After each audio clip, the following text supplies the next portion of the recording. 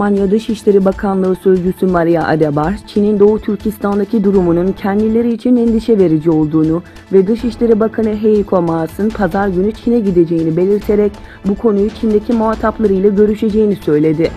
Ayrıca Almanya ile Çin arasında Aralık ayı başında insan hakları diyalog toplantısı yapılması bekleniyor. Çin hükümetinin Uygurlara karşı uyguladığı baskılara yenisi eklenerek belirli kitap ve dergileri durdurduğu ve yetkililerini tutukladığı bildirildi.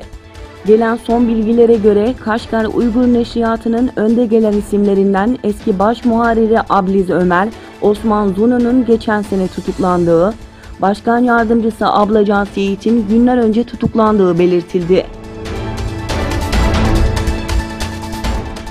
Doğu Türkistan'da bir akademisyen daha tutuklandı.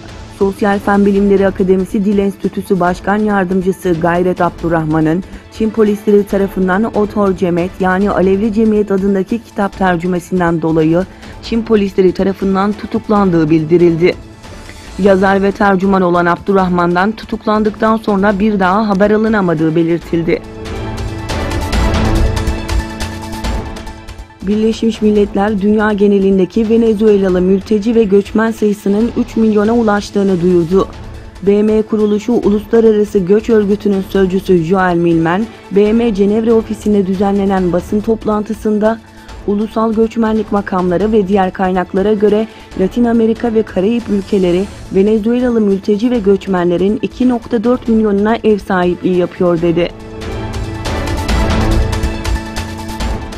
Afgan hükümeti ile Taliban arasında Rusya'nın başkenti Moskova'da düzenlenen barış müzakerelerinin formatına dair görüşmeler sona erdi.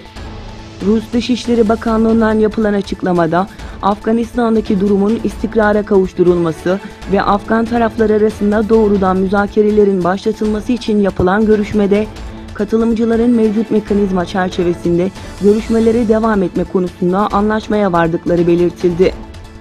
Görüşmelerin ikinci turu sonunda ise taraflar aracısız görüşmelerin koşulları konusunda görüş ayrılıklarını sonlandırmayı başaramadı.